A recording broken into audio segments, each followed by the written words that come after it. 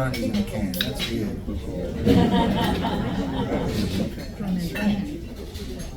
Anyway, cheers. Don't say no to it. Still tastes the same. It's all good.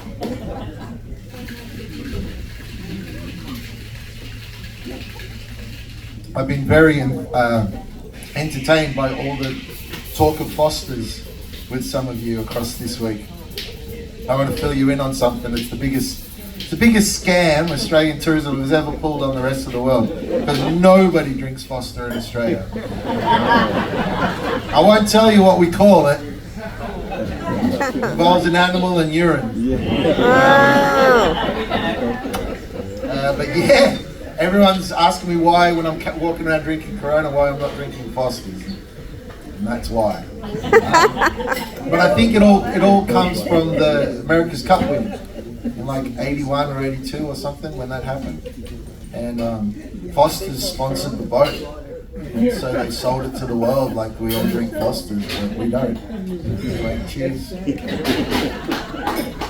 So what do you drink? You know that Corona here is called piss water. Is it really? Is it really? It's a bit of a novelty to be at home and be drinking like Mexican beer, right? But no, back home I would drink Tooheys, T-O-O-H-E-Y-S.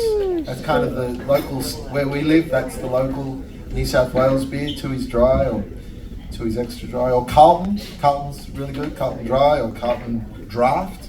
That's a Victorian. VB, yeah, when it's really cold, as in when the beer is really cold. Otherwise, that's not far off from Foster's, but it's all good. It's the trade, it's the working man's beer, VB, you know? Like, you can buy a case of it pretty cheap. Looks And, like it does the job, here. you know? Anyhow, all right.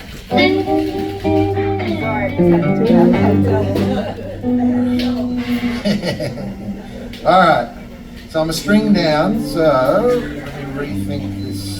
All right, let's do this one. All right. This is called The Young Man's Blues. So there's a story with this song too, if you can indulge me in that. So I used to work with this young fella. There are people recording, so I won't say his real name. Let's call him Justin.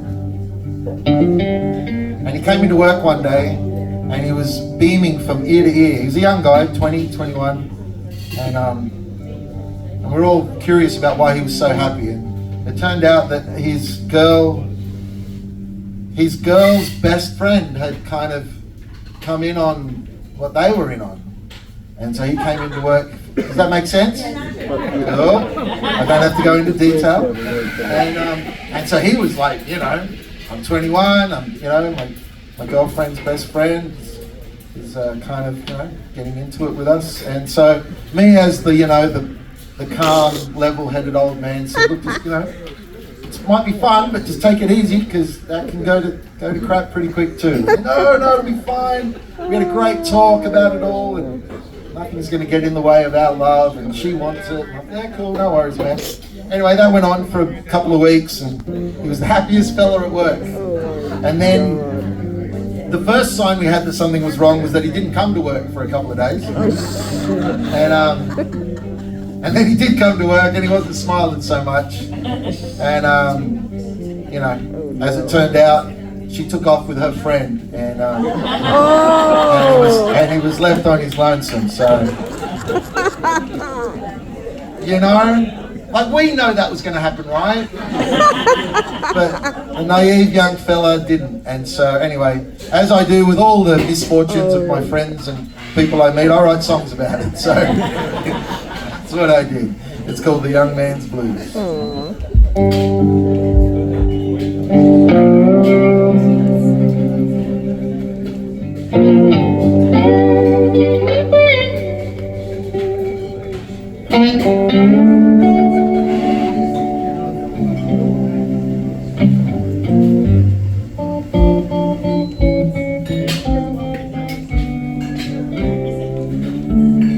I live home, just a young man. Oh, but I've seen so many things.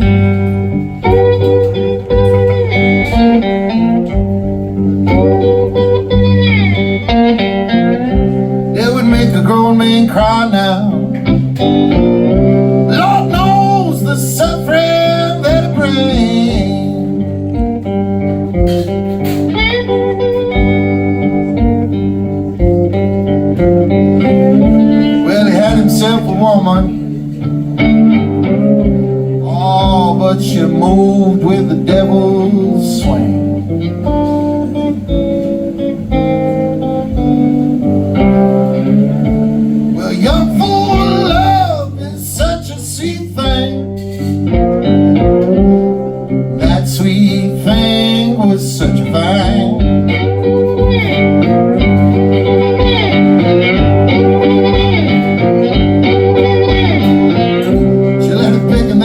garden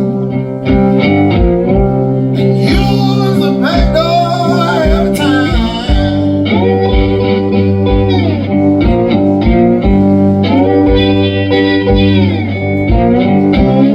Well, he had himself a woman, oh, and she loved with the devil's mind.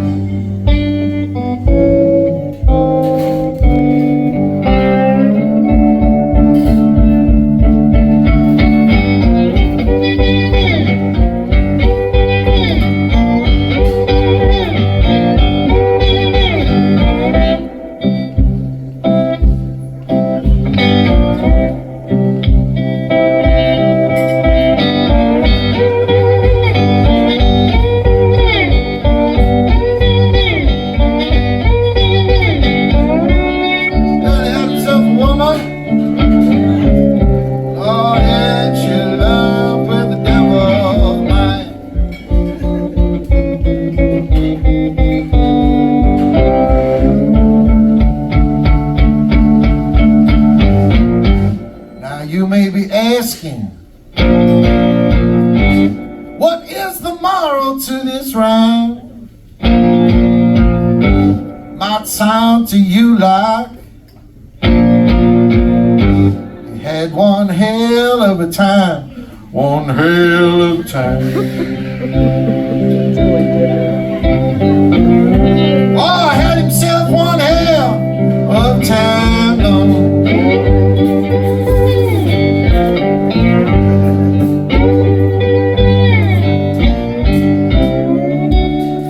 But when the devil's in your woman, I said it's gonna burn you.